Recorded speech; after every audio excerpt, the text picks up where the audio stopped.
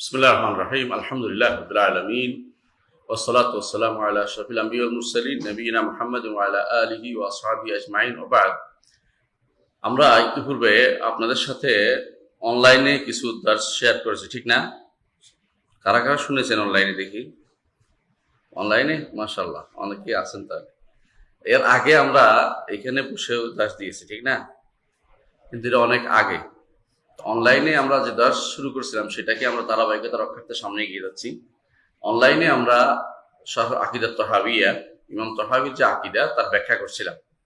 তো আমরা আমাদের মতো করে এটাকে সাজিয়ে ব্যাখ্যা করছিলাম। সরাসরি ইমাম তহাবি যেভাবে লিখেছেন সেভাবে নয়, আমরা সেটাকে তাওহীদের তাকসিম অনুসারে ভাগ করে আলোচনা করছিলাম। ওনার কথার বাইরে যাইনি, কিন্তু ওনার কথাটাকে আগ পিছ করে আমরা আলোচনা করতেছিলাম।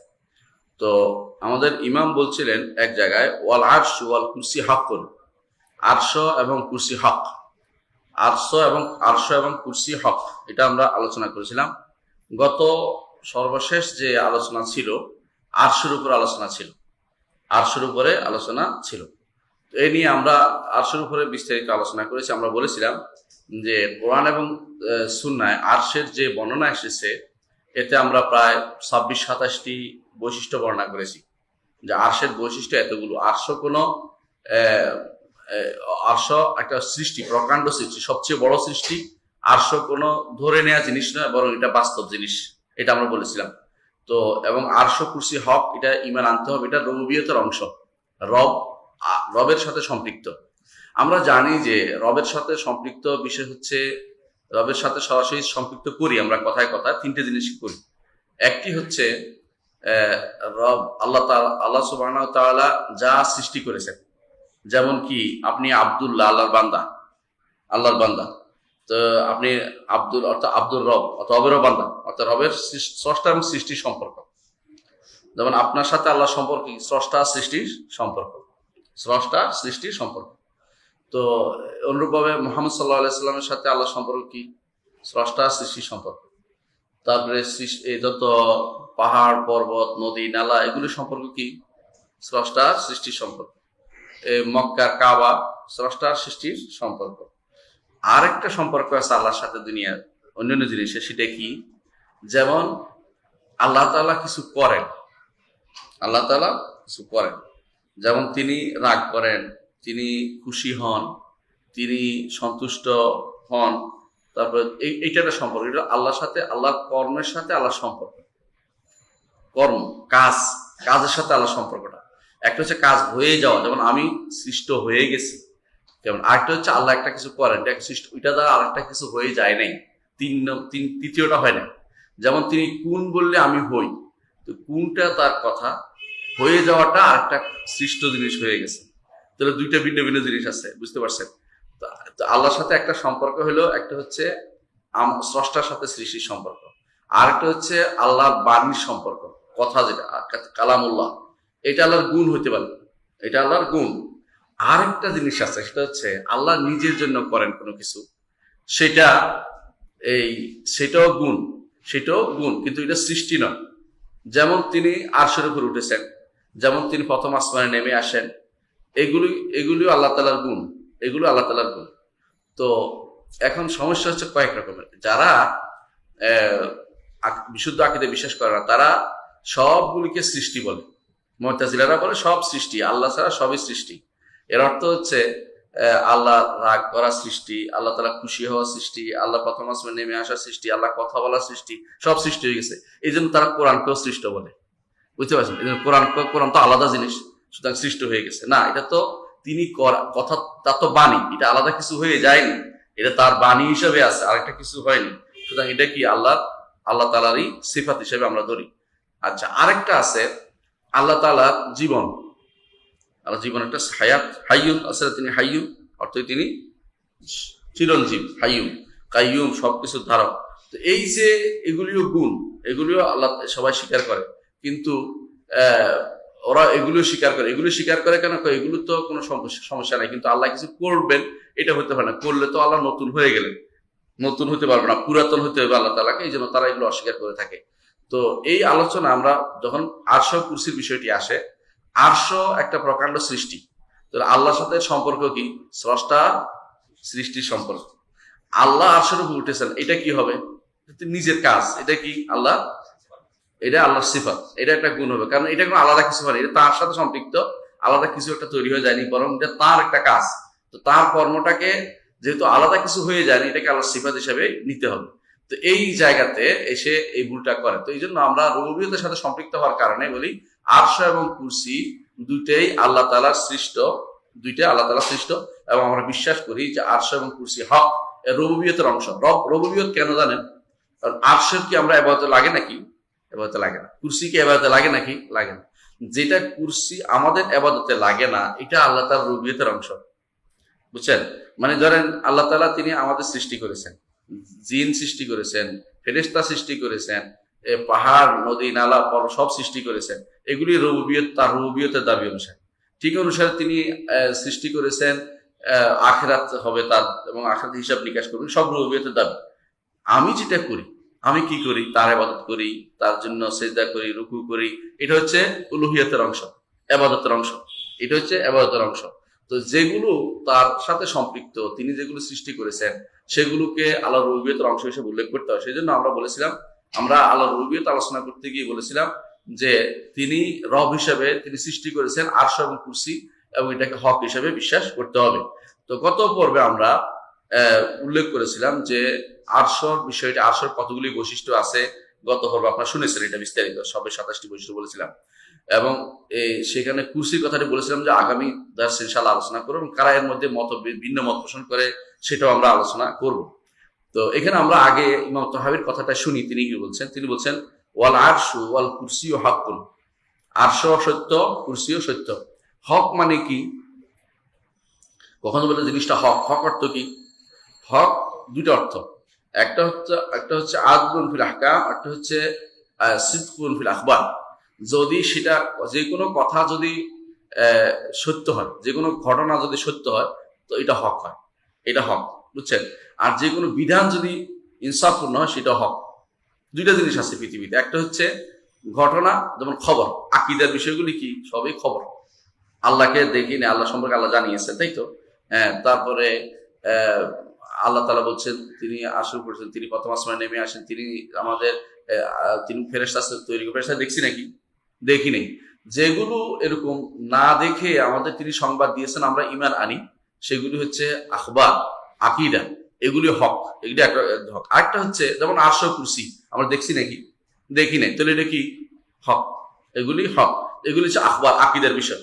আবার আহকামের হক আছে, আহকামও হক আছে, মানে বিধিবিধানও হক আছে। বিধিবিধান কি? সালাত, যাকাত, সওম, হজ, এগুলো তো বিধিবিধান আমাদের করতে হয়, এগুলিও সত্য। অর্থাৎ আল্লাহ তাআলা এগুলি দিয়েছেন, ইনসাফপূর্ণ ভাবে দিয়েছেন, এগুলিও হক বলতে হয়। তো হক দুইটা জিনিসকে বলা হয়, আকীদার বিষয়ে হক আছে, আমলের বিষয়ে হক আছে। বুঝতে পারছেন? যখন হক বলা হয়, এটার অর্থ এটাই বিশ্বাস করতে হবে। যখন বলছি ওয়াল আরশ ওয়াল কুরসি হাক্কুন, এর অর্থ হচ্ছে আরশ এবং কুরসির ব্যাপারে আল্লাহ তাআলা যে সংবাদ দিয়েছেন এবং আল্লাহ রাসূল যে সংবাদ দিয়েছেন, তা অবশ্যই সত্য। এটার উপর ঈমান আনতে হবে, এখানে কোনো সন্দেহ করা যাবে না। এটার সংবাদকে বিশ্বাস করে নেওয়া এবং সন্দেহ না করা। এরপরে ইমাম আবু জাফর তাহাবী রাহমাতুল্লাহ আলাইহি বলছেন ওয়াহুয়া মুস্তাগনিন আনিল আরশি ওয়া মা দুনাহু, ওয়াহুয়া মুস্তাগনিন আনিল আরশি ওয়া মা দুনাহু। আল্লাহ তাআলা আরশ থেকে অমুখাপেক্ষী, আরশের নিচে যা আছে এগুলি তো মুখাপেক্ষী নাই। একজন মানুষ হয়তো মনে হইতে পারে আরশ তো বিশাল সৃষ্টি, আল্লাহর মতো দরকার আছে আরশের? না, আল্লাহর কোনো আরশের দরকার লাগে না। আল্লাহ তাআলা আরশ সৃষ্টি করেছেন, কেন সৃষ্টি করেছেন এটা আপনি প্রশ্ন করেন না, কারণ লা ইউসআলু আম্মা ইয়াফআলু হুম ইউসআলুন। তিনি কি করবেন প্রশ্ন করার অধিকার আপনি রাখেন না, আপনি কি করবেন আল্লাহ প্রশ্ন করবেন, এটা হচ্ছে নিয়ম। এই জন্য তিনি আরশ সৃষ্টি করেছেন, তবে আরশ কখনো, আরশের প্রতি তার কোনো মুখাপেক্ষিতা নাই। কেউ যদি বলতে না পারে যে আরশের দরকার হয়েছে আল্লাহ তাআলা বসার জন্য, এটা তিনি বানাইছেন, এরকম কিছু না বলি। তিনি আরশ সৃষ্টি করেছেন এবং তিনি আরশের উপর উঠেছেন, তিনি বলেছেন, নাহলে আমরা এটাও বলতাম না। যেটা তিনি বলেছেন এটাই শুধুমাত্র আমরা বলি। তাহলে কি হচ্ছে? ওয়াহুয়া মুস্তাগনিন আনিল আরশি ওয়া মা দুনাহু, আরশ এবং এর নিচে যা আছে সবকিছু থেকে তিনি অমুখাপেক্ষী, সবকিছু তিনি অমুখাপেক্ষী। মুহীতুম বিকুল্লি শাইইন, সবকিছুকে তিনি ঘিরে আছেন, কিন্তু কোনো কিছু তাকে ঘিরে, কি দিয়ে ঘিরে আছেন? হাত দিয়ে ঘিরে না, ইলম দিয়ে, বিল ইলমি সবকিছু। ওয়াসআ কুরসিয়ুস সামাওয়াত ওয়াল আরদ ওয়ালা ইউহিতুনা বিশাইইন মিন ইলমিহি ওয়ালা ইউহিতুনা বিশাইইন মিন ইলমিহি। তার ইলমের আমরা কিছু আমরা কিছু তার এলেমকে আন্দাজ করতে পারি না, তার এলেম কত বেশ বিশাল, কিন্তু তিনি সবকিছু বিকুল্লি সেই মহিত সবকিছু তিনি তার এলেমের মাধ্যমে পরিবেষ্টন করে আসেন। এটা বিশ্বাস করতে পারে তার এলেম দিয়ে আমি আপনি কি করছি, কি করব, কি করেছিলাম, সবকিছু তার পরিবেষ্টন করে আসেন তিনি। আমি আপনি না, শুধু পৃথিবীর প্রত্যেকটি প্রাণী এমনকি পিঁপড়া পর্যন্ত কি করতেছে, কি করবে এবং কি করেছিল সবই আল্লাহ তাআলা তার ইলমের মধ্যে ঘিরে আছেন, কোনো কিছুই বাদ যায় না। লা ইয়াযুবু আন রাব্বিহি মিসকালা যাররাতিন ফিস সামাওয়াতি ওয়ালা ফিল আরদ। আসমান এবং জমিনে আমার রবের জানা থেকে এক জাররা পরিমাণ, জাররা অর্থ পিঁপড়া পরিমাণ, ছোট পিঁপড়াকে জাররা বলা, যে অথবা জাররা এখন আর অর্থ করা হয় অ্যাটম পরিমাণ, অ্যাটম অনু পরিমাণ জিনিসও আল্লাহ তাআলার জ্ঞান থেকে কোনো কিছু বাদ যায় না, সবকিছু তিনি তার ঘিরে রেখেছেন। হয়তো বিকুল্লি শাইইন ওয়া ফাওকাহু, এবং তিনি ফাওকাহু অর্থ তিনি ফাওকাল আরশে, তিনি আরশের উপরে। অনেকেই আছে ইমাম আবু জাফর তাহাবী রাহমাতুল্লাহ আকীদা পড়ার জন্য ব্যস্ত হয়ে পড়ে, বলে যে কেন অমুকের কিতাব দেয়া হলো, আব্দুল্লাহ জাহাঙ্গীরের কিতাব কেন দেয়া হলো পড়ার জন্য, হ্যাঁ এই ইমাম তাহাবীর আকীদা দেওয়া হলো না কেন? ইমাম তাহাবীর আকীদা দিত, কিন্তু ব্যাখ্যা করবে কে? বলতো আপনি ভুল ব্যাখ্যা করবেন। কি করে? যারা যখন এখানে আসে মহিতুম বিকুল্লি শাইইন, ওয়াটা বাদ দিয়ে দেয়, তখন বলে মহিতুম বিকুল্লি শাইইন ফাওকাহু, তার উপরে যা আছে সবকিছু দিয়ে সবকিছু তিনি পরিবেশন করে আছেন। আল্লাহর উপরে কিছু আছে? নাউযুবিল্লাহ। মানে ওয়াটা বাদ দিয়ে ইচ্ছা করে আল্লাহতে সবকিছুর উপরে এটাকে অস্বীকার করার জন্য। অথচ ইমাম তাহাবী রাহমাতুল্লাহ স্পষ্ট বলে দিচ্ছেন যে তিনি সবকিছুকে তার ইলম দিয়ে পরিবেষ্টন করে আছেন, ওয়া ফাওকাহু, এবং তিনি সবকিছুর উপরে আছেন। এটাই তো আমরা বলি, আমরা তো আর কিছু বলি নাই। ইমাম তাহাবীর আকীদাটাকে যদি কোনো ইচ্ছা করে অপব্যাখ্যা করার জন্য ওয়াও বাদ দিয়ে দেয়, এবার ওয়া নাই, ওয়া আছে কিনা আমরা পড়ে দেখতে পারেন, যে কোনো বইতে কোনো ওয়া আছে, ইচ্ছা করে পড়ানোর সময় ওয়াটা বাদ দিয়ে দেয়, যেন আল্লাহ তাআলাকে সবকিছুর উপরে বলতে না হয়, যেমন আল্লাহ তাআলাকে তারা সবকিছু ভিতরে বলে। নাউযুবিল্লাহ। আশ্চর্য জিনিস হচ্ছে আল্লাহ তাআলা যে আরশের উপরে, এটা কিন্তু আগেকার সমস্ত ইমামরা বলতেন, এবং এই ব্যাপারে কোনো তাদের মতভেদ ছিল না। এই ব্যাপারে মতভেদ করেছিল জাহমিয়ারা শুধুমাত্র বলেছিল, এবং মুতাজিলারা বলেছিল। এরপরে আর এমনকি যারা এখন আশারি মাতুরিদি বলে দাবি করে, এদের ইমামরা এটা অস্বীকার করতো না। ঘটনা চক্রে ধীরে ধীরে এটা এমন অবস্থা পৌঁছে গেছে যে কোনো আকীদা পরিবর্তন হয়ে যাওয়া, এরাও আবার ঘুরে ফিরে জাহমিয়াদের আকীদা নিয়ে নিছে যে আল্লাহ সব জায়গাতে।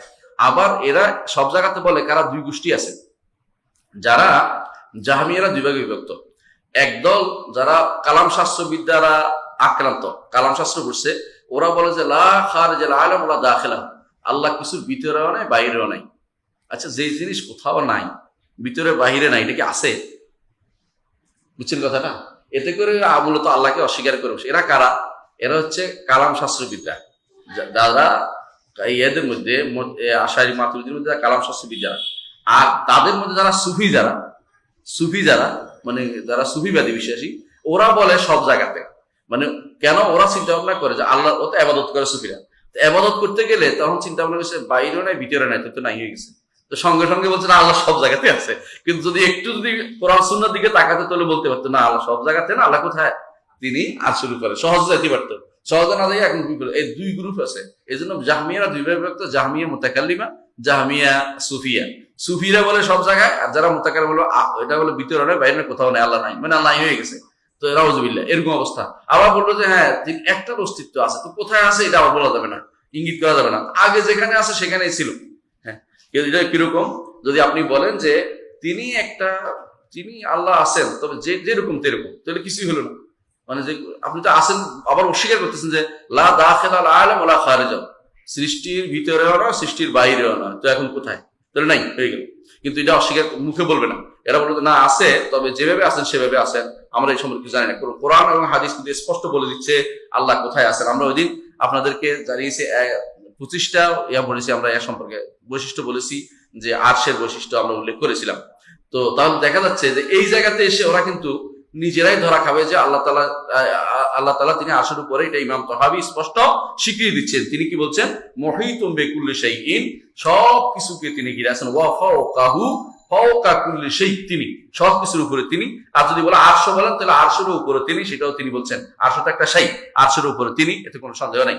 ওয়াকাদ আ'জাযা আনিল ইহাতাতি খালকুহু, তার সৃষ্টি কেউ তাকে কখনো পরিবেশন করতে পারে না। এটা তিনি কোরআনে নিজে বলে দিয়েছেন, ওরা ইয়াহিতুনা বিশাইইন মিন খালকিহি, তারা আল্লাহর কোনো কিছু নিয়ে তারা কোনো পরিবেশন করতে পারে না। আমরা কিসের পরিবেশন করবো? আমরা নিজেরা তো এই পৃথিবীটা এখন এত কিছু আসছে, পৃথিবী, তাই না, বর্তমান আমাদের জমিটা, এইটাতে অনেক কিছু আমরা খুঁজে বের করতে পারি না। এর মধ্যে একটা বড় জিনিস কি বের করতে পারি না? ইয়াজুজ মাজুজ কোথায় আটকে আছে। অনেকে বলে যে যদি থাকে তাহলে পাই না কেন? পাইলে তো কিয়ামত হয়ে যাবে রে ভাই। আল্লাহ তো আটকে রাখছে এই জন্য আপনি যেন না পান। আপনি যেদিন পাবেন সেদিন তো কিয়ামত হয়ে যাবে, কারণ বের হয়ে যাবে এগুলি যদি বের করতে পারেন। এর আগে এগুলি বের আল্লাহ তাআলা আপনার রহমত দয়া করে আপনাকে খুঁজে দিচ্ছে না। আপনি এখন বেশি মনে করতেছেন যে অমুক দেশের লোকেরা, ইউরোপ আমেরিকা ওরা তো বিশাল কি অনেক আগে গেছে কিসে, এই প্রযুক্তিতে এত প্রযুক্তি, এত কিছু সূক্ষ্ম বের করছে, আর খুঁজে পায় না কেন? খুঁজে অনেক কিছুই তো পায়। অনেক কিছু মানুষ দেখেন অনেক বাইরে দুনিয়া খুঁজে আসছে, পরে দেখতে পকেটের মধ্যে আছে, দেখতে পায়। অনেক কিছু মানুষ এরকম করে যে কি হয়েছে, খুঁজতেছে দুনিয়া খুঁজে পাওয়া দেখতে পকেটে, তো এরকম হয়। তো সুতরাং আপনি যদি কোনো আরশ কুরসি আর ইয়াজুজ মাজুজ না পান, এর অর্থ নাই এটা, তা না, এটা না, এটা এর অর্থ এটা না। তো এই জন্য আর এখানে যেটা বলা হচ্ছে যে আল্লাহ তাআলার এই যে সৃষ্টি জগৎ পুরোটা এহাতা করার ক্ষমতা আমাদের কারোই নেই। সৃষ্টি জগৎ তো ক্ষমতা দূরের কথা, আমরা এই পৃথিবীর অনেক জায়গায় আমরা এখন যাইতে পারিনি। যদি আপনি বিমানে উঠেন দেখবেন যে পৃথিবীর প্রায়, আমার মনে হয় না, শতকরা 20% মানুষ আবাদি জমি আছে। বেশিরভাগ বিমানে উঠলে দেখবেন যতদূর যান শুধু কেবল খালি জায়গা রয়েছে। সামান্য কিছু জায়গাতে মানুষ বসতি আছে, পুরো পৃথিবীতে খালি জায়গা। আর যদি সৌদি আরব যাবে, রবুল খালি নামে একটা জায়গায় আছে, অর্থাৎ পুরো অর্ধেক 4/4 একবার খালি, কিছুই নেই, ওখানে মানুষ যায় না। এরকম সারা বিশ্বের অনেক জায়গাতে। তাহলে আপনি সবকিছু এই পৃথিবী চোখের সামনে পরিবেশন করতে পারেন না, তো আল্লাহ তাআলা সৃষ্টি পুরোটা পরিবেশন করার প্রশ্নই আসে না। তাহলে এই জন্য আমরা আল্লাহ তাআলা সৃষ্টিকে কখনো পরিবেশন করতে পারবো না। এটাই হচ্ছে ইমাম তহাবী রাহমাতুল্লাহ আলাইহির বক্তব্য। আমরা এখন কুরসি সম্পর্কে কিছু আলোচনা করতে চাই। তার আগে আমরা গত পর্বে যেখানে থেমেছিলাম সেখানে আলোচনা করতে, সেটা হচ্ছে আমরা কিছু গুরুত্বপূর্ণ বলেছিলাম যে আরশের কিছু সিফাত বলেছিলাম, আসলে বৈশিষ্ট্য বলেছিলাম। তার মধ্যে আজকে কয়েকটা বৈশিষ্ট্য বলে বাকি আলোচনাটা করব। 1 নম্বর হচ্ছে আমরা বলেছিলাম, সর্বশেষ বলেছিলাম যে আল্লাহর সবচেয়ে নিকটতম সৃষ্টি হচ্ছে আরশ। নিকটতম সৃষ্টি কেন নিকট বলা যাবে? অনেকের কাছে আশারী মাতুরিদীরা নিকট বলতে হ্যাঁ আল্লাহকে তো জায়গা করে ফেলবো। তো আমরা হাসরের দিন আল্লাহকে দেখবো কিনা? দেখবো। জান্নাতে গেলে আল্লাহ দেখবো কিনা? দেখবো। তো এটা কি দূর থেকে নাকি? আল্লাহ তাআলা হাদিসে আছে, রাসূলুল্লাহ সাল্লাল্লাহু আলাইহি ওয়াসাল্লাম বলেছেন হাসরের দিন আল্লাহ তাআলা কোনো বান্দাকে কাছে ডাকবেন, কাছে ডেকে তার থেকে জিজ্ঞাসা করবেন তুমি এটা করছো কিনা, এটা করছো কিনা? বলে হ্যাঁ করছি। তো সাতারতুহা লাকা ফিদ দুনিয়া ওয়া আনা আস্তুরু আল আন, দুনিয়াতে গোপন করছিলাম, যাও আজকে পার করে দিলাম। সুবহানাল্লাহ। তাহলে কাছে ডাকবেন কিনা? কাছে ডাকবেন। এখন তো কাছে ডাকাটা ওদের কাছে নিষিদ্ধ। তো কাছে ডাকলে তাহলে তো সত্তা হয়ে গেল, তো সৃষ্টি হয়ে গেল। সৃষ্টি না আমার কাছে ডাকেন, আচ্ছা এটা এই ধরনের হয়ে গেল দাবি করতে করতে আপনি কোরআন সুন্নাহকে অস্বীকার করবেন, এটা কোন ধরনের কথা? আল্লাহ তাআলা যেভাবে ইচ্ছা সেভাবে বান্দা নিকটবর্তী হন, এটাকে অস্বীকার করার কোনো জো নাই, অস্বীকার করতে পারবেন না। সেভাবে আরশ হচ্ছে আল্লাহ তাআলা যখন কথা বলেন, আমরা হাদিসে পড়েছি, আল্লাহ তাআলা যখন কথা বলেন প্রথম কারা শোনে? নিঃসন্দেহে তার কারা শোনে? আরশ বহনকারীরা। ইসরাফিল আরশ বহনকারী একজন ফেরেশতা। আপনারা জানেন সেটা। এবং তিনি আরশের দিকে তাক করে আছেন, মুখে সিংহা নিয়ে। কি জন্য? কখন ফু নির্দেশ দিবে তখন ফু দিয়ে দিবেন। এটা এই জন্য রাসূলুল্লাহ সাল্লাল্লাহু আলাইহি ওয়াসাল্লাম বলেছেন, একজন সাহাবী জিজ্ঞাসা করলেন যে ইয়া রাসূলুল্লাহ আপনি দেখি খুব আনন্দ অনুভব করছেন না। কিভাবে আনন্দ অনুভব করব? ইসরাফিল মুখে সিংহা নিয়ে বসে আছে, আকাশের দিকে তাকিয়ে আছে উপরের দিকে, যে কখন আল্লাহ নির্দেশ দিবে সঙ্গে সঙ্গে ফু দিয়ে দিবে আর আমি আনন্দ অনুভব করবো। মানে এটা রাসূলুল্লাহ সাল্লাল্লাহু আলাইহি ওয়াসাল্লাম আল্লাহকে ভয় করে, যে বেশি আল্লাহকে বেশি জানে সে আল্লাহকে বেশি ভয় করে, এটারই প্রমাণ। তো এই জিবরিল ইসরাফিল আলাইহিস সালাতু ওয়াস সালাম তিনি আরশের বহনকারী। এরকম আরশের বহনকারী আরো আছে।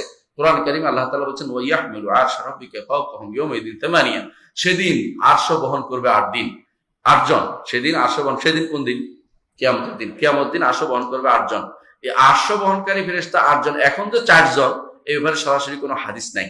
আমরা শুধুমাত্র বলে থাকি, বিভিন্ন গল্প বিভিন্ন কাহিনীতে আসছে এবং কোনো কবিতাতেও আসছে, সাহাবীদের কবিতা আসছে, কিন্তু হাদিস হিসেবে আসে না, যেহেতু আমরা এই জন্য বলি না। আমাদের মনে আছে একবার আমি মসজিদ নববীতে আমার ওস্তাদকে জিজ্ঞাসা করেছিলাম, শেখ আব্দুল মোহসেন আব্বাদকে, যে আরশ বহনকারী ফেরেশতা কয়জন? তিনি বলছেন 8 জন।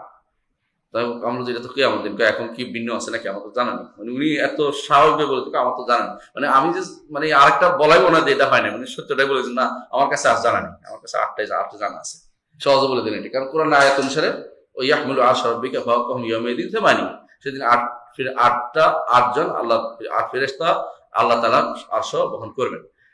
এই ফেরেশতাদের বিভিন্ন সূরত বিভিন্ন হাদিসে আসছে, এই ফেরেশতাদের সূরত আসছে, কেউ কোনোটা এই সূরত কোনটা এই সূরত, কিন্তু সবই ফেরেশতা, ফেরেশতা ছাড়া অন্য কিছু নয়। কেউ যদি মনে না করে যে ছাগলে, কেউ কেউ মনে করে পৃথিবীতে ভূমিকম্প হলে যে এরকম করছে ছাগলের মাথা দিয়ে পৃথিবীর নাড়া দিছে, এই জাতীয় জিনিস যেন বিশ্বাস না করি আমরা। এগুলি হচ্ছে গল্প গুজব ছাড়া কিছুই নয়, এগুলি শরীয়তের অংশ নয়, এগুলো যেন বিশ্বাস না করি আমরা, কেমন? আচ্ছা, তো আল্লাহ সবচেয়ে নিকটতম সৃষ্টি যা বলছিলাম এটা হচ্ছে কি আরশ। নিঃসন্দেহে এবং হাদিসে আছে, আপনারা জানেন এই হাদিসটি ইমাম মুসলিম বর্ণনা করেছেন যে আল্লাহ তাআলা যখন কোনো কথা বলেন বা সিদ্ধান্ত নেন তখন তার হামালাতুল আরশ, যারা আরশ বহনকারী তারা তাসবিহ পাঠ করতে থাকে। তারপর তাদের আসমানে প্রথম তাদের সাথে লাগানো যে আসমান, আরশের সাথে কাছাকাছি কোন আসমান, এটা সপ্তম আসমান, তারা তাসবিহ পাঠ করে। এই তাসবিহ প্রথম আমাদের নিকটতম আসমানে পৌঁছে যায়, এরপরে এই হামালাতুল আরশ যারা নিচে আসমানে আছে, আরশের নিচে, এরা জিজ্ঞাসা করে কি রব কি বলছেন, কাদের জিজ্ঞাসা করে? আরশ বহনকারী জিজ্ঞাসা করেন মাদা ক্বাল রাব্বুকুম, তোমাদের রব কি বলেছেন? বা ইউখবিরুনাহুম মাদা ক্বাল, তখন তারা বলে যে এই নির্দেশ দিছে। ওয়া ইস্তাখবিরু বা'দু আহলিস সামাওয়াতি বা'দান, তখন এক আসমানের ফেরেশতারা আরেক আসমানের ফেরেশতাদেরকে খবর দেয়। তুম হাত্তা ইয়াবলুগাল খবর হাদিস সামায়, দুনিয়া শেষ পর্যন্ত নিকটবর্তী এই দুনিয়াতে, এই দুনিয়া বলতেছি কেন, আসলে দুনিয়া আখিরাত তো দুনিয়া, এখন দুনিয়া, কিন্তু এটা দুনিয়া অর্থ নিকটবর্তী আসমানে এই খবরটা পৌঁছে দেওয়া হয়। তখন এখানে যে এরা কথা বলে প্রথম নিকটবর্তী আসমানে, প্রথম আসমানে, সেখানে কথা বললে তো মানুষ যারা কান পাতে, জিনের বন্ধুরা, জিনরা উপরে যায়, তো কান পাতে ওরা শুনতে পেলে এটা আয়সা কাকে বলে? ওই গণকদের বলার ফলে গণকরা এটার সাথে 100 মিথ্যা কথা বলে তখন মানুষের কাছে প্রচার করে। এখন তারা বলে যে আমরা বলছিলাম না এটা হবে, তো যা বলছিলাম মিথ্যা কথা, তো ওগুলি চিন্তা করে না, একটা সত্য হয়েছে, এটাই তাদের কাছে বড় হয়ে দেখা দেয়। এটা রাসূলুল্লাহ সাল্লাল্লাহু আলাইহি ওয়াসাল্লাম উল্লেখ করেছেন সহিহ মুসলিমের 2229 নম্বর হাদিস। দেখছেন তো আল্লাহ তাআলার নিকটবর্তী ফেরেশতা জায়গা কারা? তার আরশ হচ্ছে সবচেয়ে নিকটবর্তী সৃষ্টি, এবং তার বহনকারীরা হচ্ছে সবচেয়ে কাছে। এদেরকে কুরুবিয়ন, তাদেরকে কোনো বর্ণায় আসছে কুরুবিয়ন, তবে সরাসরি কোনো হাদিসের নসে কুরুবিয়ন শব্দটি পাইনি। আমরা কুরুবিয়ন নামে এদেরকে বলা হয়, এদেরকে নিকটবর্তী হিসাবে। আচ্ছা, 27 নম্বর বৈশিষ্ট্য হচ্ছে আরশে, সেটা হচ্ছে কিয়ামতের দিন আসমান ও জমিন ভাঁজ করে আল্লাহ তাআলা হাতের উপর রাখবেন, কিন্তু আরশ ও কুরসি ভাঁজ হবে না। আরশ ও কুরসি ভাঁজ হবে না কেন? আয়াতটার মধ্যে বোঝা যায়। আয়াতটা কি? আল্লাহ তাআলা বলছেন সূরা হাক্কার 14 থেকে 17 নম্বর আয়াত, আল্লাহ তাআলা বলছেন ওয়া হুমিলাতিল আরদু ওয়াল জিবালু ফাদুক্কাতা দাক্কাতান ওয়াহিদা, আর পাহাড় এবং জমিন দুইটাকে আল্লাহ তাআলা বহন করে একটা চূর্ণ বিচূর্ণ করবেন, একটার সাথে লাগিয়ে দিয়ে। ওয়া ইয়াউমাইযিন ওয়াকাআতিল ওয়াকা, সেদিন সবকিছু ঘটনা ঘটে যাবে। ওয়ানশাক্কাতিস সামাউ ফা হিয়া ইয়াউমাইযিন ওয়াহিয়া, আসমান ফেটে চৌচির হয়ে যাবে এবং সেদিন আর সেটার অস্তিত্ব বিলীন হবে। ওয়াল মালাকু আলা আরজাইহা, ফেরেশতারা চারদিকে ঘিরে থাকবেন, মানুষ যেন পালাইতে না পারে। হাসরের মাঠে চারদিক থেকে পালাইতে পারবেন না কেউ। কিন্তু কি বলছে? ওয়া ইয়াহমিলু আরশা রাব্বিকা ফাওকাহুম ইয়াওমাইযিন তামানিয়া, আরশ এবং কুরসি এগুলো ভাঁজ হবে না, এগুলো আল্লাহর হাতের ভিতরে, মুঠির ভিতরে রাখবে না, কিন্তু আসমানকে মুঠির ভিতরে রাখবে বলছেন। এই জন্য আসমানের উপরে যেহেতু আরশ কুরসি, সেটা মুঠির ভিতরে, সেটাকে আল্লাহ তাআলা ভাঁজ করবে না, যেটাকে আল্লাহ তাআলা বলছেন ইয়াওমা নাতুইস সামাআ কাতাইয়িস সিজিলিল কুতুব। আমি আমার বই দেখানোর জন্য বলছি, আল্লাহ দেখানোর জন্য না, এটা মনে রাখেন। অর্থাৎ যেভাবে ভাঁজ করে বইয়ের উপর বই রাখে, আল্লাহ বলছে একটার উপর একটা কাগজ রাখে, এবার আল্লাহ তাআলা আসমানকে একটার উপর একটা রাখবেন সেদিন। আসমানকে ইয়াওমা নাতুইস সামাআ কাতাইয়িস সিজিলিল কুতুব কামা বাদানা আউওয়ালা খালকিন নুঈদু, যেভাবে সৃষ্টি করেছেন আগে দ্বিতীয়বার আবার সে জমিনকে সৃষ্টি করবেন, আসমানকে আবার সৃষ্টি করবেন নতুন করে, সবই ধ্বংস হয়ে যাবে, কিন্তু 8টি জিনিসকে বলা হয় ধ্বংস হবে না। 8টি জিনিসের মধ্যে আছে কি? জান্নাত, জাহান্নাম, তারপরে আরশ, কুরসি, তারপরে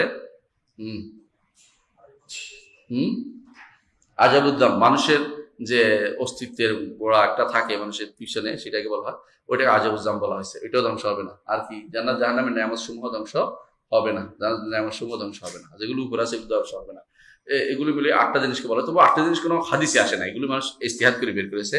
এবং ইজতিহাদ করাটা শুদ্ধ, ভুল নয়। একটি জিনিস যেগুলো অর্থাৎ আল্লাহ তাআলার সাথে সম্পৃক্ত, যেগুলো আসমানেও নাই জমিনেও নাই, আসমানে নাই আসমানের উপরে, আসমানেও নাই, আসমানের উপরে যেগুলো সেগুলো শুধুমাত্র অবশিষ্ট থাকবে।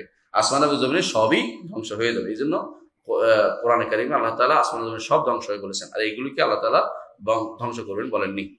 তো এখানে দেখা যাচ্ছে জমিনকে ভাঁজ করা, কিন্তু আসমান আসর জমিন আসর কুরসিকে ভাঁজ করার কথা তিনি বলেন নাই। আরেকটি বৈশিষ্ট্য হচ্ছে আরশ ধ্বংস হবে না, যেটা আমরা একটু আগে বলেছি, আরশ ধ্বংস হবে না, আরশ ধ্বংস হবে না। তো এখান থেকে আরশের আরেকটা বৈশিষ্ট্য হচ্ছে এখান থেকে জান্নাতের নহর সমূহ প্রবাহিত হবে। জান্নাতের নহর আছে না, ফিহা আনহার, 4 রকমের নহর কথা কোরআন হাদিসে বলেছে। নহর সমূহ কোথেকে প্রবাহিত হবে? আরশের নিচ থেকে, আরশের নিচ থেকে, আরশের নিচ থেকে প্রবাহিত হয়ে প্রথম আরশের কাছে যেই জান্নাতটি, সেটা কি নাম? ফেরদাউস। সবচেয়ে মাঝখানে যে সম্মানিত জান্নাতটা, সেটার নাম কি? ফেরদাউস। সেটা আরশের সবচেয়ে কাছে। এই জন্য আল্লাহর কাছে চাইতে, রাসূলুল্লাহ সাল্লাল্লাহু আলাইহি ওয়াসাল্লাম বলেছেন, আল্লাহর কাছে তোমরা যখন চাইবে ফেরদাউস চাইবে, কারণ সবচেয়ে নিকটবর্তী এবং সবচেয়ে মাঝখানের আরশ, আল্লাহ সবচেয়ে নিকটবর্তী এবং মাঝখানের জান্নাত, এটা চাইতে বলেছে আমাদেরকে। তো সেটা আমরা ইনশাআল্লাহ আল্লাহর কাছে চাইব। আরশের ব্যাপারে কিছু মানুষের বিভ্রান্তি আছে, এই বিভ্রান্তিগুলো উল্লেখ করলে আপনারা বুঝবেন যে এটা কি জিনিস। যারা দার্শনিক আছে না, বা কালাম শাস্ত্রবিদ, এদের অধিকাংশ আরশ বলতে কিছু বিশ্বাস করে না। তারা বলছে যে আরশ আসলে গোলককে বলছে, আরশ হচ্ছে গোলক। গোলক বুঝেন? একটা সময় মনে করা হতো যে পৃথিবী একটা গোল, এটা কেন্দ্রিক সবকিছু ঘুরে। এখনো অনেক মানুষ মনে করে যে সূর্য পৃথিবী কেন্দ্রিক, অথবা পৃথিবী সূর্য কেন্দ্রিক। আসলে বিশ্বাস করেন কোনোটা কোনো কেন্দ্রিক না, সবগুলো আল্লাহর নির্দেশে চলছে। আপনি যে মনে করতেছেন যে এই যে মজমুয়া শামসিয়া বলে আমাদের এটাকে, বা এই সূর্য একটা নক্ষত্র, তার সাথে জড়িত কিছু, আমরা হচ্ছে একটা নক্ষত্রের সাথে কিছু এই কি বলে গ্রহ, উপগ্রহ, এগুলো সূর্যের সাথে সম্পৃক্ত। এরকম সৌরজগতে লাখ লাখ সূর্য আছে, এগুলির সাথে আবার এরকম গ্রহ উপগ্রহ লাখ লাখ আছে। তো আমাদের একটা, এতগুলির মধ্যে আমরা একটা গ্রহ, বুঝছেন? প্রত্যেকটা আল্লাহ তাআলা চালাচ্ছে। আপনি যে মনে করতেছেন, এত বছর মনে করতো কি যে পৃথিবীর সাথে সম্পৃক্ত অন্যান্য যেগুলো আছে, এগুলো এরকম পৃথিবীর সাথে এই উৎপাদক বাধা, সূর্য পৃথিবীর এরকম অষ্টম গোলার্ধে সূর্যের মাথা লাগানো আছে, সূর্যকে কেউ টেনে নিয়ে যাচ্ছে, এরকম মনে করা হতো। এই জন্য তারা এটাকে মনে করতে, এই যে বলতো যে আরশ আর কিছু না, অষ্টম গোলার্ধ হচ্ছে আরশ, অথবা নবম গোলার্ধ হচ্ছে আরশ। গোলার্ধই নেই আসলে, তুমি গোলার্ধের ধারণাটাই ভুল। এখন মনে হচ্ছে, আগেকার দিন এটা মনে বিশাল কিছু মনে করতো যে গ্রিক দর্শনে গোলার্ধের ধারণা দিচ্ছে, এটা শুদ্ধ। এখন মানুষ পাগল হয়ে গেছে, এগুলি একেবারে বস্তা ফসা জিনিস, অথচ এগুলো অনেকে পড়াচ্ছে এখন। এগুলি গোলার্ধের ধারণা, এগুলো ভুল, কোনো গোলার্ধের ধারণা নেই। আমাদের এই গ্রহটা একটার সাথে সম্পৃক্ত, অন্যগুলি সূর্য, এরকম সূর্যের অধীনে বহু গ্রহ আছে। সূর্য আমার পৃথিবীর সাথে তাল মিলে আল্লাহ হুকুমে চলতেছে।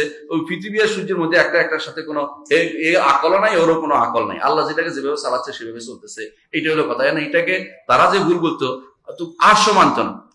আপনি দেখেন যত সৃষ্টি আছে, সমস্ত সৃষ্টি, আর সৃষ্টিতেও শুধু এই আমার সূর্য নামক নক্ষত্রের সাথে সম্পৃক্ত এটা না, বরং যত লক্ষ লক্ষ কোটি কোটি সৃষ্টি আছে, বড় বড় গ্রহ নক্ষত্র যত আছে, এখন তো এগুলিকে আলাদা আলাদা মানুষ বলে বিশাল হিসাব করে আবিষ্কার করে ফেলছে। তো এগুলি সবগুলি কিন্তু নিচের, আসমানের নিচে, আসমানে থেকে উঠতে পারে নাই।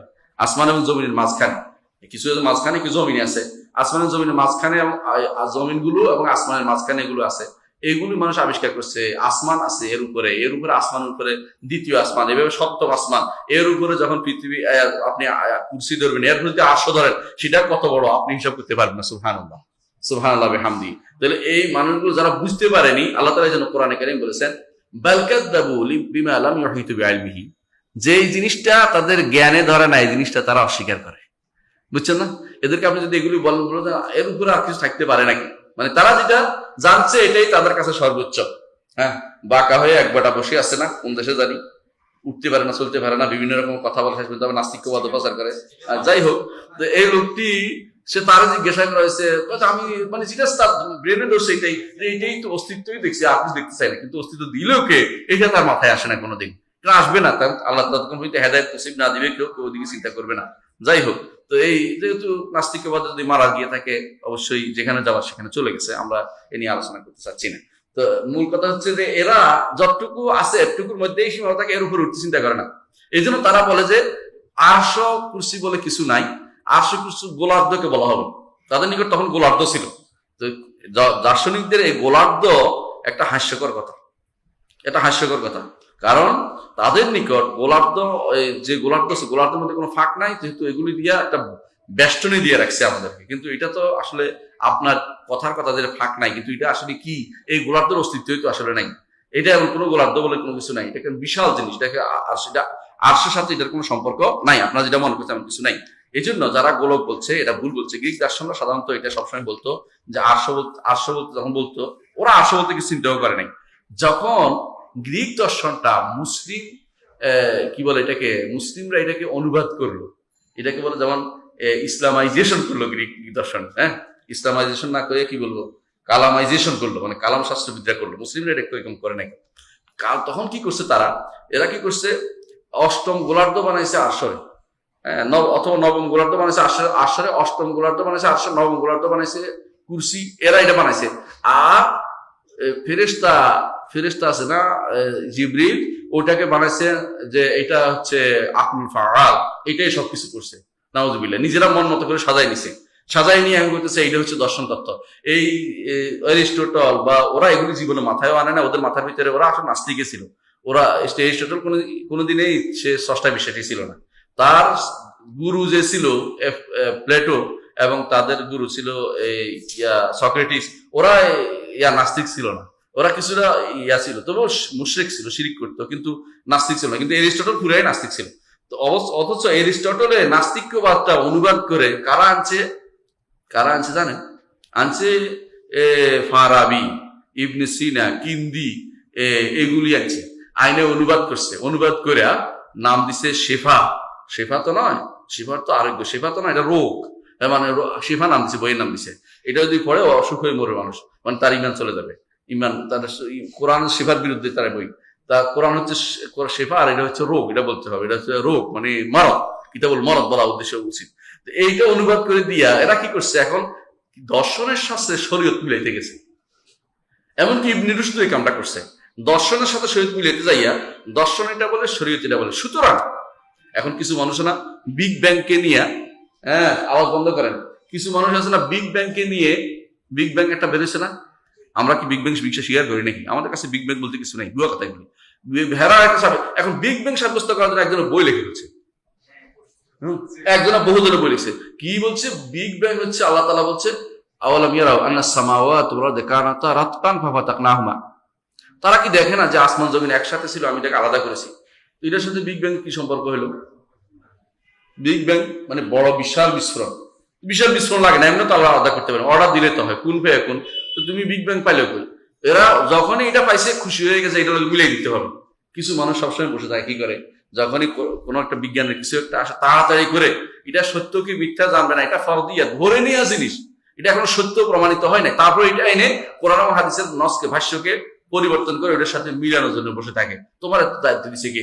ওরা পরিবর্তন করতে করতে একসময় এটা বলবে, একসময় এটা বলবো, পরে দেখবে যে এটাও না এটাও না। একসময় কি বলতো, সূর্য ঘুরে পৃথিবী স্থির, তাই না? এরপরে কি বললো, না পৃথিবী ঘুরে সূর্য স্থির।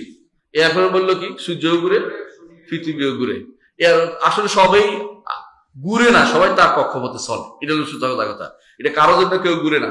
এখন তারা বলে যে হ্যাঁ আল্লাহ তাআলা এমন ভাবে সেট করেছেন, আল্লাহই করেছেন যে ওখানে আলো এখানে পড়লে এখানে এই হবে, ওখানে আলো এখানে পড়লে এটা আল্লাহ এভাবে সেট করে দিয়েছেন। এমনকি এই জগৎ ছাড়া, এই গ্রহ ছাড়া অন্য গ্রহতে আল্লাহ তাআলা প্রাণের, এই মানে বুদ্ধিমান প্রাণের কোনো অস্তিত্ব দেন নাই। বুদ্ধিমান প্রাণী বলে মানুষের মতো কাউকে অস্তিত্ব দেন নাই, অন্য থাকতে পারে খুঁজে বের করে করা, কিন্তু এরা খুঁজে বের করবে ওখানেও বোধ আছে। কিছুদিন পরে কেউ এলিয়েন বের করে, কেউ বেলিয়েন বের করে, এই যে বলবে, কেউ কেউ বলে যে অমুক জায়গাতে দেখা গেছে একটা বিমান, ভিন্ন রকমের একজনের বিমান আসছিল, আফ্রিকান গহীন জঙ্গল, কি আফ্রিকান রাখা, বাংলাদেশে আমাদের ঢাকা শহরে কোথাও নাম না দেখি একটা আসে না কেন, এটাকে ওখানে যা খুঁজে বের করে ওরা, এরা তো যেখানে কেউ যেতে পারবে না ওটাকে তারা বলে আমাদের বিশ্বাস করতে বলে। এগুলো মিথ্যা কথা, সম্পূর্ণ এগুলো কোনোদিন হয় না।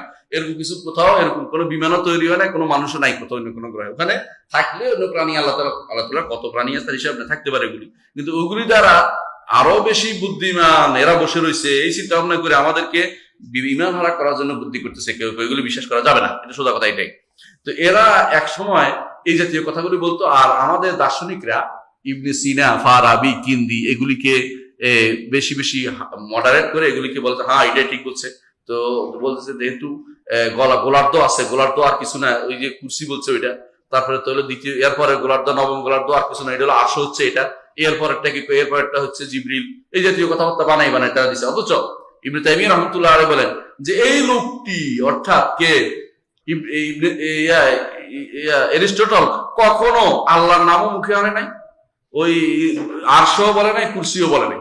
এগুলি কি বলছে, এই বানাই এগুলি কি বলছে, এগুলি বলছে ইবনে সিনা, কিন্দি আর ফারাবি। অথচ আমার দেশে কিছু মানুষ আছে, হ্যাঁ, বই লেখে ফেলে ইবনে সিনা, ফারাবি, কিন্দি এটা হলো ইসলামের দার্শনিক। কি কামে লাগে আমার দার্শন তখন দিয়ে?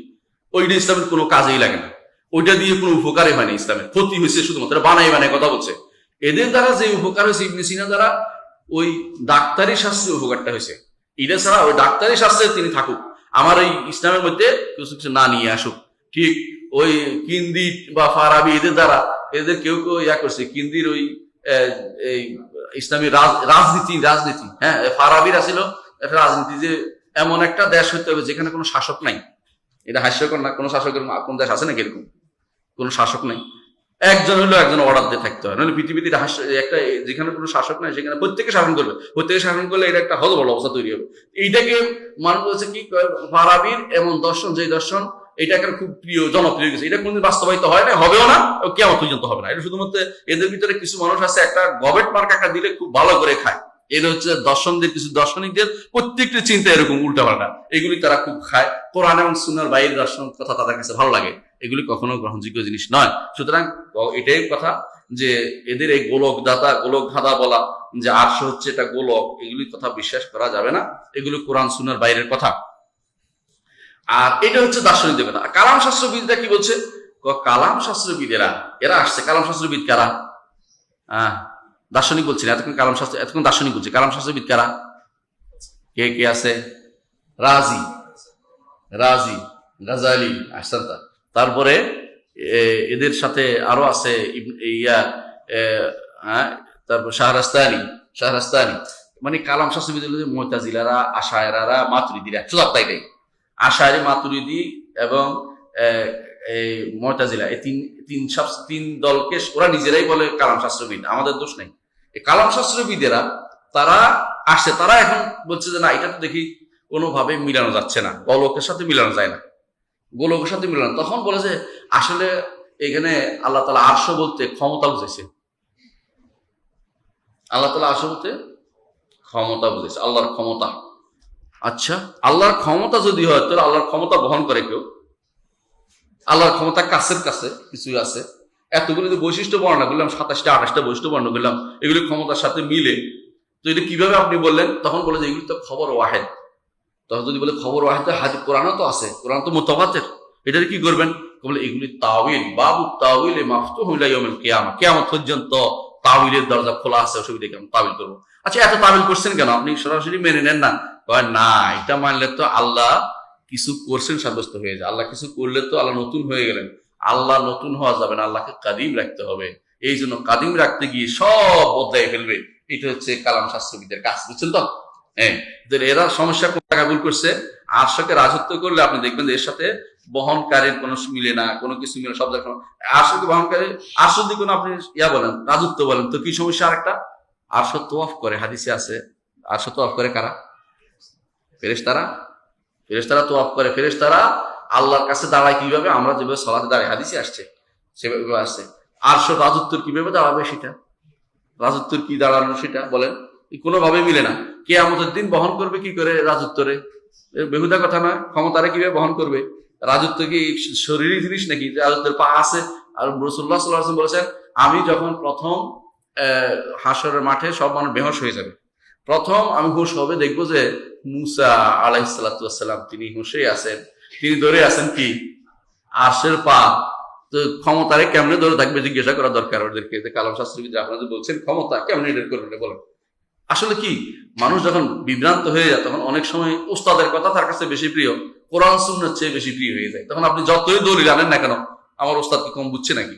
এইটাই হলো তাদের কথা, ওইটাই তাদের কথা থাকবে। আর জীবনে আপনি আর কিছু বুঝাইতে পারবেন না। কোরআন হাদিসে যত দলিল দেন, তত দলিল তাবিল করবে, কত তাবিল করবে? তার তাবিল করার মধ্যে সবচেয়ে বেশি তাবিল করছে ইবনে ফোরাক, প্রথমে করছে। এক বিখ্যাত নাম মনে রাখবেন, ইবনে ফোরাক। এই লোকটি এত অপব্যাখ্যা করছে, একটা বই নাম দিছে, একটা নামই দিছে মুশকিলুল হাদিস। হাদিসের মধ্যে মুশকিল ওর কাছে লাগে। আমরা মুশকিল বলি না, আমরা মুখতালাফ হাদিস বলি। হাদিসের মধ্যে ভিন্ন অর্থ হইতে পারে, অর্থটাই কিন্তু আমরা বলো মুশকিল। নাম দিচ্ছে মুশকিলুল হাদিস। হাদিস সবার কাছে মুশকিল ওনার কাছে। আল্লাহ ওনারা ক্ষমা করুক, যদি আল্লাহ শেষ পর্যন্ত তওবা করে থাকে, আশা করি তওবা করছেন।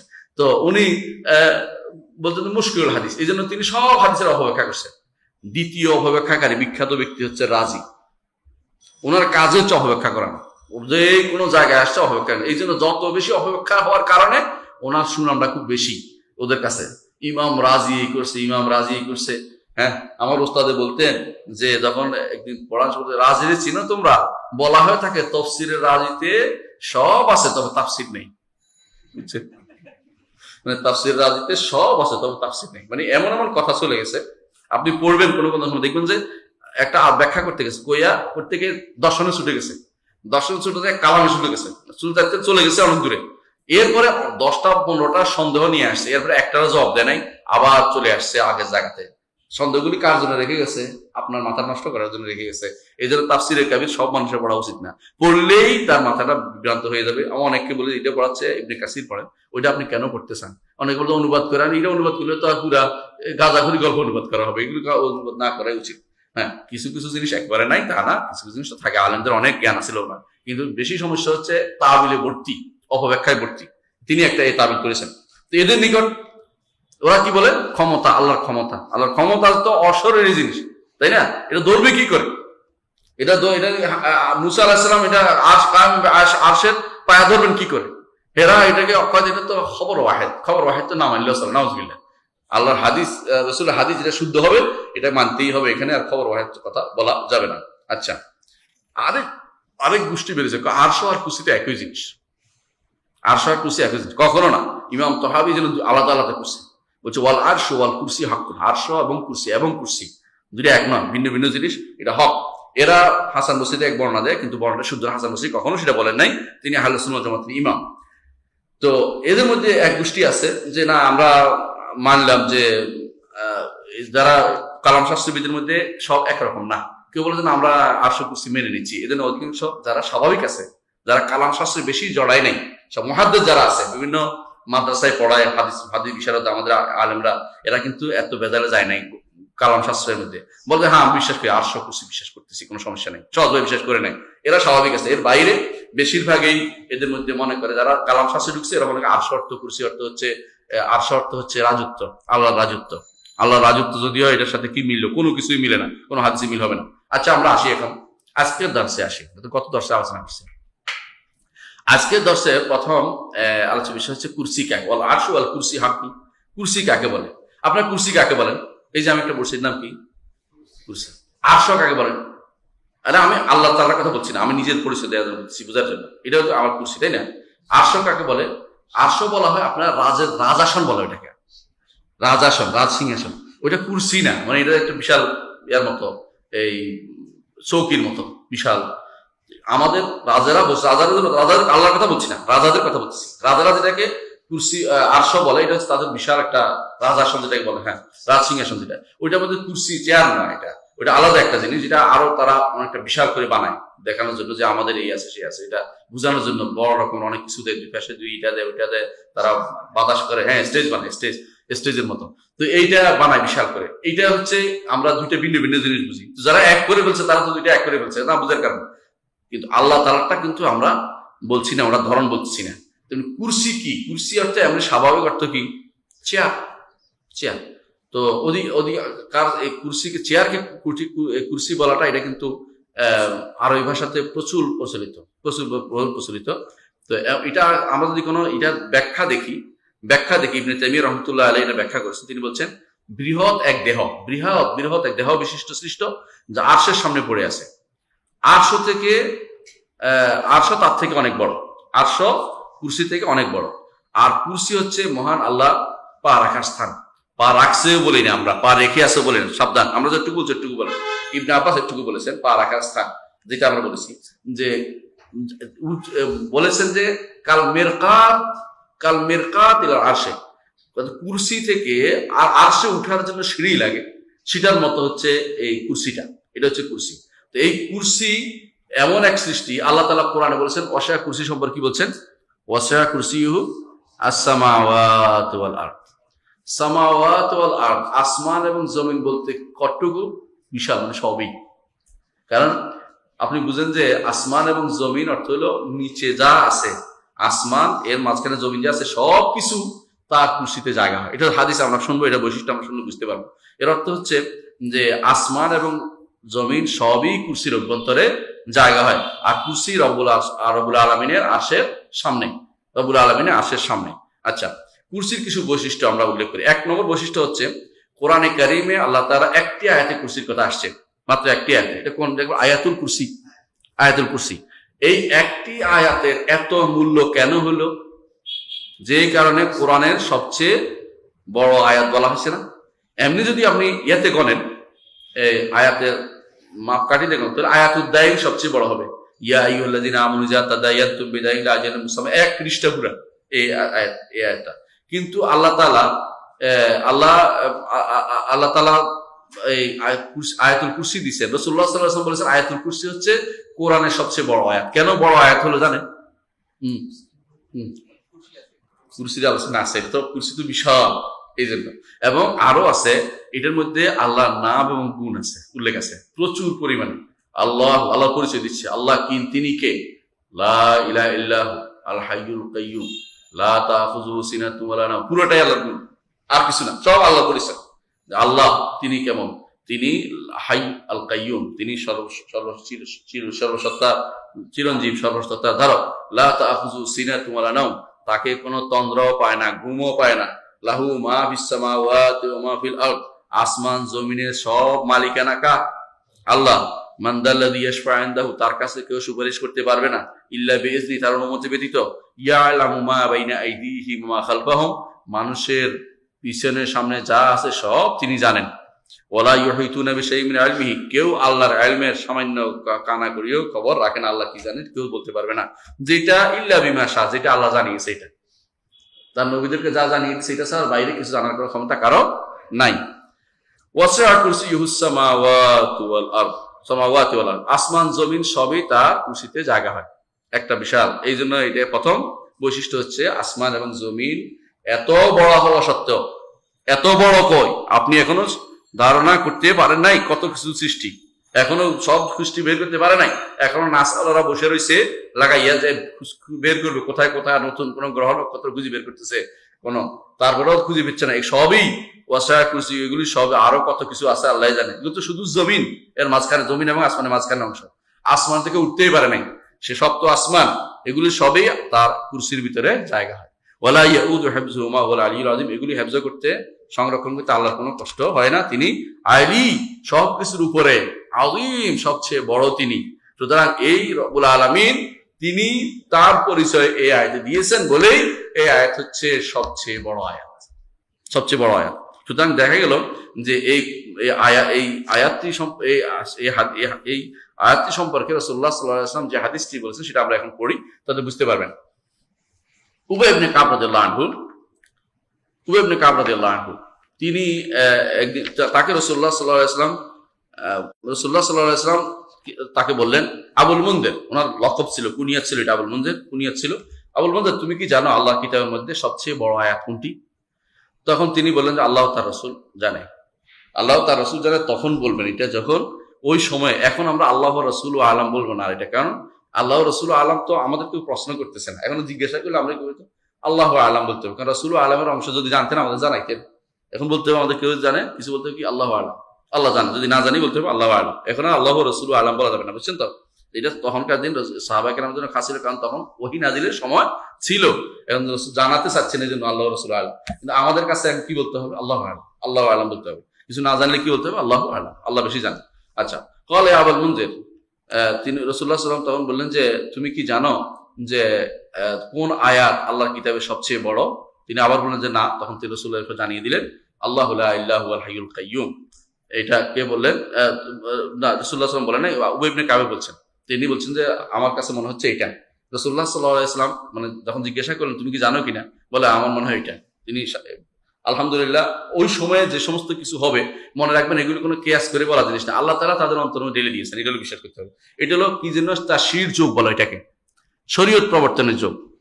শরীয়ত প্রবর্তনের যুগে যা যা হয়েছে এটার উপরে কেয়াস করে এখন নতুন করে বানানো যাবে না, যে আমার অন্তরে ঢেলে দিচ্ছে আমি বলে দিচ্ছি এটা, আমি এটা স্বপ্নে দেখছি এটা বলে এগুলো কাজ হবে না, এগুলো চলবে না। এখন এটা ওই সময়ের যুগে কাজে লাগবে, ওই সময় স্বপ্নটাও কাজে লাগবে।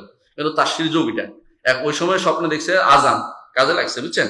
ওই সময় একজনে আসা পিছনে বলছে রব্বানা লাকাল হামদ হামদান কাসীরান তাইয়িবান মুবারাক, রাসূল অনুমোদন করেছে, হয়ে গেছে। এখন একটা স্বপ্ন দেখলে অনুমোদন করবে কে? এখন অনুমোদন করবে কে? রাসূলের কাছে যায় অনুমোদন করার ব্যাপার আছে না, এটা কেউ করবে? সুতরাং এখন স্বপ্ন দেখলো কাজ হবে না। এই সমস্ত কিছু আসে পিছন দিয়ে একটা বলে দিলাম, রাসূলের জগতে এরকম বেশি বলছে, এক সাহাবী রাসূল তো মানা করে না, মানা করে অনুমোদন তো করছে, তোমারটা অনুমোদন করবে এটাকে? তুমি তো হুটু যাই নতুন কথা বানাচ্ছ। এই জন্য যারা এরকম দলিল দেয় বলুন যে আপনি কি রাসূলের যুগে আছেন নাকি, কোন যুগে বাস করে এটা খেয়াল রাখবেন না। আপনি কোন দেশে বাস করেন এখন, বাংলাদেশে না কোন জায়গায় বাস করতেছেন দেওয়া করা দরকার। এই সমস্ত মানুষ সন্দেহের মধ্যে তাদের জীবনটা অতিবাহিত করে, এই জন্য তারা অনেক সময় দেখবেন যে এই জাতীয় কথা বলে আপনাকে বিভ্রান্ত করতে পারে।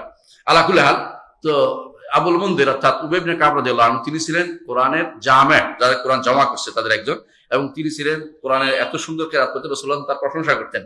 তো উবাই ইবনে কাব রাদিয়াল্লাহু আনহু বললেন যে আল্লাহু লা ইলাহা ইল্লা হুয়াল হাইয়ুল কাইয়্যুম, মানে বললেন আল্লাহ তাআলা তার অন্তরে ঢেলে দিলেন, তিনি উত্তর দিলেন। রাসূলুল্লাহ সাল্লাল্লাহু আলাইহি ওয়াসাল্লাম তার অন্তরের মধ্যে হাত দিয়ে বললেন যে লিয়াহনিকাল ইলমু ইয়া আবুল মুনজির, ইলম যেন তোমার জন্য আনন্দ প্রদানকারী হয়, অর্থাৎ তোমার অন্তরের ভিতরে ইলম আল্লাহ ঢেলে দেন। আলহামদুলিল্লাহ, দোয়া করে দিলেন। এর তো হচ্ছে সবচেয়ে বড় আয়াত হচ্ছে আয়াতুল কুরসি। কেন? কুরসি থাকার কারণে, কুরসির আলোচনা, কুরসি সবচেয়ে এমনিতেই বড়। তবে দ্বিতীয় বৈশিষ্ট্য হচ্ছে কুরসি আরশের চেয়ে ছোট, কুরসি আরশের চেয়ে ছোট। রাসূলুল্লাহ সাল্লাল্লাহু আলাইহি ওয়াসাল্লাম বলেছেন মাল কুরসি ফিল আরশে ইল্লা কাহালকাতিন মিন হাদিদিন উলকিয়াত বাইনা যহরানাই ফালাতিমিল আরদে। কুরসির সামনে, আরশের সামনে কুরসি হচ্ছে যেন একটা লোহার রিং আছে না, আংটা, যেমন দরজার মধ্যে আংটা লাগায় না, তালা লাগানোর জন্য এরকম একটা আংটা পড়ে আছে, বিশাল ভূমিতে একটা আংটা পড়ে আছে। কুরসি কত, আরশ কত বড়, কুরসি একটা আংটার মতো, সেটা তুলনা। বিশাল মরুভূমিতে একটা আংটা পড়ে আছে, আসলে খুঁজে দেবো অর্ধ কঠিন। সেই বিশাল মরুভূমিতে একটা আংটা যেরকম পড়ে আছে, আরশের সামনে কুরসি এরকম একটা পড়ে আছে। আর এই কুরসিতে আসমান জমিন সব জায়গা হয়ে যায়, সুবহানাল্লাহ, মানে এতগুলো জায়গা হয়ে যায় এই আংটার ভিতরে, এতগুলো জায়গা হয়। আচ্ছা, এটা এই হাদিসটি বর্ণনা করেছেন ইমাম ইবনে জারীর তাবারী রাহমাতুল্লাহ আলাইহি, ইবনে আবি শাইবা কিতাবুল আশা বর্ণনা করেছেন সহিহ সনদে। আরেকটি হাদিসে ইবনে মাসউদ রাদিয়াল্লাহু আনহু বলেন বাইনাস সামাইস সাবিআ ওয়া বাইনাল কুরসি 500 আম, সপ্তম আসমান থেকে কুরসি পর্যন্ত দূরত্ব হচ্ছে 500 বছরের। তখনকার দিনে 500 বছরের দূরত্ব আল্লাহই জানে কত বড়। 500 বছর তখন মানুষ সাধারণত কত সফর করতে পারতো, এটাই দূরত্ব, এটা হিসাব করে নিছে 500 বছরের। 500 বছর চললে যতটুকু যাওয়া যায় একটু দূরত্ব ধরছে, কিভাবে গেলে এটা কিন্তু বলে নাই। আমরা কত দূরত্ব এটা কিন্তু ঠিক করে মাপতেও পারবো না। ওয়াবাইনাল কুরসি ইলাল মায়ে 500 আম, আর কুরসি এবং আরশের নিচে পানি আছে, এটা বুঝতে 500 বছরের দূরত্ব সেখানে বুঝতে। ওয়াল আরশ আলাল মা, আল আরশ হচ্ছে পানির উপরে, আল্লাহু ফাওকাল আরশি, আল্লাহ আরশের উপরে আছেন। ওয়া হুয়া ইয়ালামু মা আনতুম আলাইহি, তোমরা কি করছো আল্লাহ ভালো করেই জানেন। কে বর্ণনা করেছেন? ইমাম ইবনে খুজাইমা হাদিসটি বর্ণনা করেছেন তার কিতাবুত তাওহীদে, ইমাম দারিমি আর-রাদ্দ আল জাহমিয়া, আবু শাইখ আল আসবাহানি তার আবুল আযমা, লালিকাই আশ-শারহ আ'তিকাদ আহলুস সুন্নাহ ওয়াল জামাআহ, ইবনুল কাইয়্যিম ইজতিমাউল জুয়ুশ হাদিসটি উল্লেখ করেছেন। এমনকি ইমাম যাহাবিও হাদিসটি নিয়ে এসেছেন। এর বিশুদ্ধ সনদ বিশিষ্ট, যারা এর বিশুদ্ধ সনদ, যারা এর সনদ নিয়ে কিলকাল করে, এরা অন্তরের মধ্যে শয়তানি আছে ওদের, এই জন্য তারা অন্তরের মধ্যে বাক্রতা আছে, এই জন্য হাদিসটা নিয়ে ঝগড়া করছে। অর্থাৎ আব্দুল্লাহ ইবনে মাসউদ থেকে হাদিসটা শুদ্ধ, আমরা এটা অন্য জায়গায় আলোচনা করেছি। তৃতীয় বৈশিষ্ট্য হচ্ছে কুরসি পা রাখার স্থান। হ্যাঁ, আর আরশের পরিমাণ আল্লাহ ব্যতীত কেউ জানেন। ইবনে আব্বাস রাদিয়াল্লাহু আনহু বলেন কুরসি হচ্ছে মহান রব্বুল ইজ্জতের পা রাখার স্থান, আর আরশ তার পরিমাণ তো আল্লাহ ব্যতীত কেউ জানে না। ইমাম দারিমি বর্ণনা করেছেন তার সহিহ ইমাম দারিমি তার রাদ্দ আল মারিসি হাদিসটি বর্ণনা করেছেন। আব্দুল্লাহ ইবনে আহমদ আস-সুন্নাতে হাদিসটি বর্ণনা করেছেন। ইবনে খুজাইমা বর্ণনা করেছেন। ইবনে আবি শাইবা বর্ণনা করেছেন। আর আরশে আবু শাইখ আল আযমা, বিভিন্ন হাদিসে আলহামদুলিল্লাহ হাদিসটি সনদ শুদ্ধ। ইমাম আলবানী বলেছেন হাদিসটি শুদ্ধ, এবং ইমাম যাহাবি হাদিসটি শুদ্ধ বলেছেন। তাহলে দেখা গেল আমরা এই শুদ্ধের মধ্যে থাকি, ভুলের মধ্যে না যাই। শুদ্ধ কি? আরশ আর রাখার স্থান, এটুকু আমরা বিশ্বাস করি।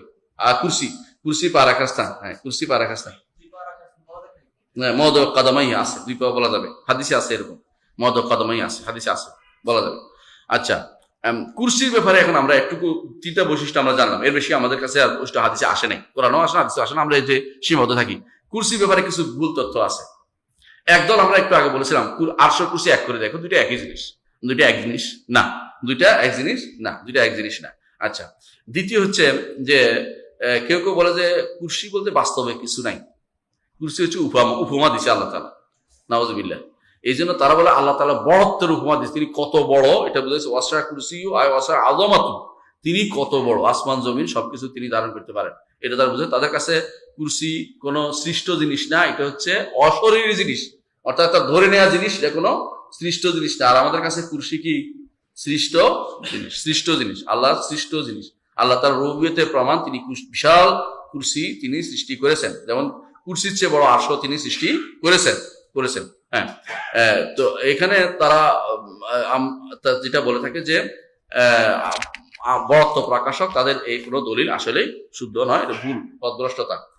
তৃতীয়ত আরেক গোষ্ঠী আসছে, এইটা হচ্ছে যারা বর্তমানে যাদের বলে আশারি মাতুরিদি মুতাজিলা, এরা বলতে কুরসি বলতে ইলম বুঝাইছে, খেয়াল করছেন?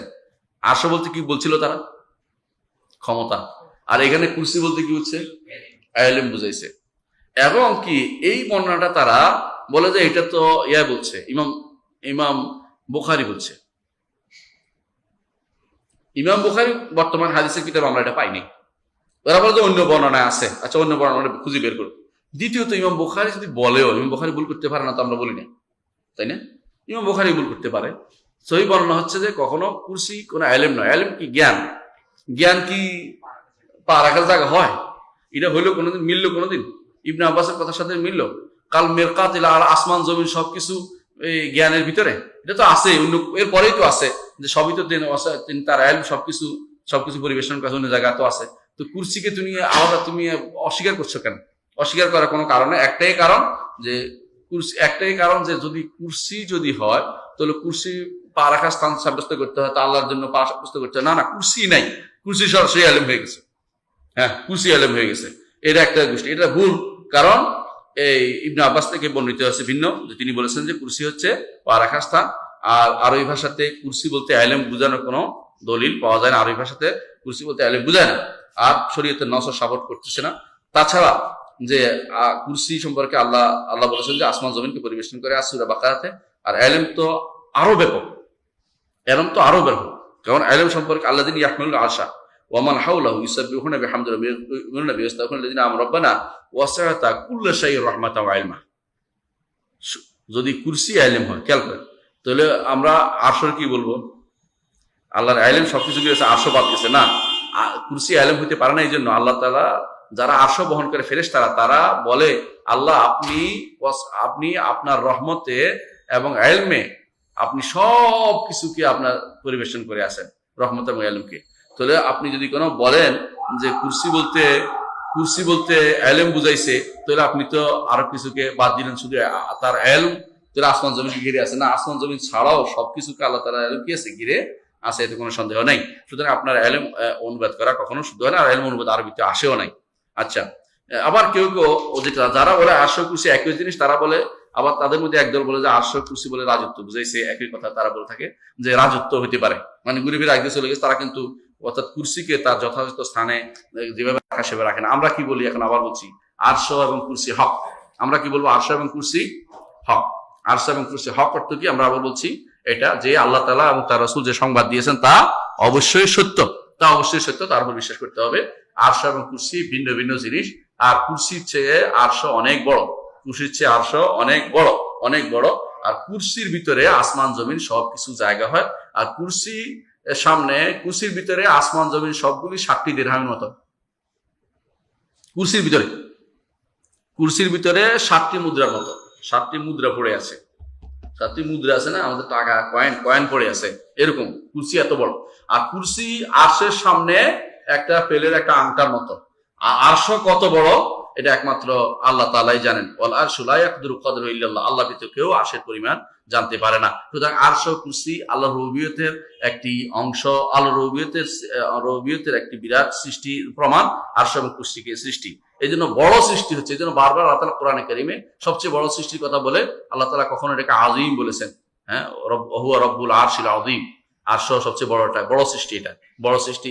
অথচ যারা আল্লাহ তাআলা যারা আরশ এবং কুরসিকে সাব্যস্ত করে না, তা আল্লাহর রুবুবিয়তকে যথাযথভাবে তারা সাব্যস্ত করছে না। তাদের তাওহীদের রুবুবিয়তে তাদের সমস্যা আছে। বুঝাতে পারছি? আলহামদুলিল্লাহ। আমরা এরপরে আলোচনায় যাব যে ওয়ার রুইয়াতু হাক্কুন লি আহলিল জান্নাতি বিগাইরি ইহাতাতিন ওয়ালা কাইফিয়া, আল্লাহকে দেখা এটা হক, যথাযথ। আল্লাহকে দেখার বিষয়টি যথাযথ। আল্লাহকে দেখবে প্রত্যেকটি রুইয়াতু হক, দেখবে জান্নাতীরা তাকে দেখতে পাবে, আল্লাহ জান্নাতীরা তাকে দেখতে পাবে, এটা দেখাটা হক। হক মানে কি? আবারও বলছি, এটা যেহেতু আকীদার বিষয়, খবর, সংবাদ যেটা দেওয়া হয়েছে কোরআন এবং সুন্নাতে, এটা সত্য, এটা হচ্ছে হক।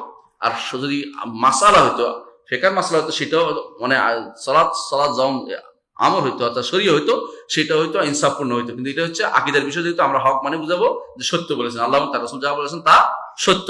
তো ওয়ার রুইয়াতু হাক্কুন, আল্লাহকে দেখাটা হক। আল্লাহকে দেখবে, আল্লাহকে কোথায় দেখবে?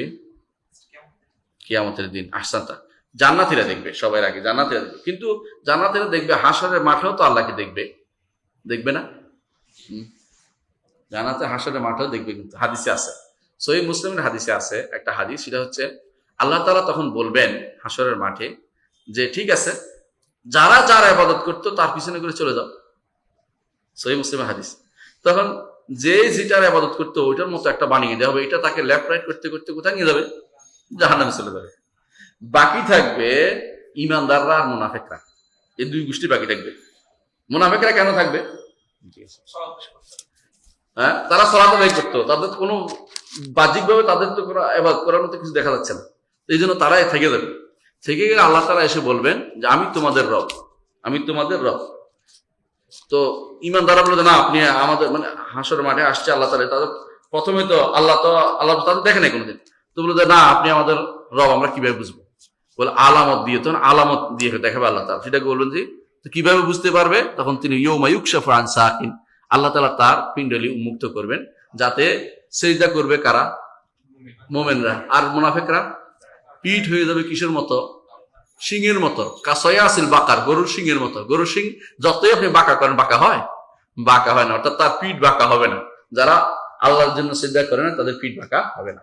এরপরের ঘটনা আলোচনা করবো ইনশাআল্লাহ। আজকের মতো এখানেই সমাপ্ত রাখি। সুবহানাকাল্লাহু ওয়া বিহামদিকা, আশহাদু আল্লা ইলাহা ইল্লা আনতা, আস্তাগফিরুকা ওয়া আতুবু ইলাইক।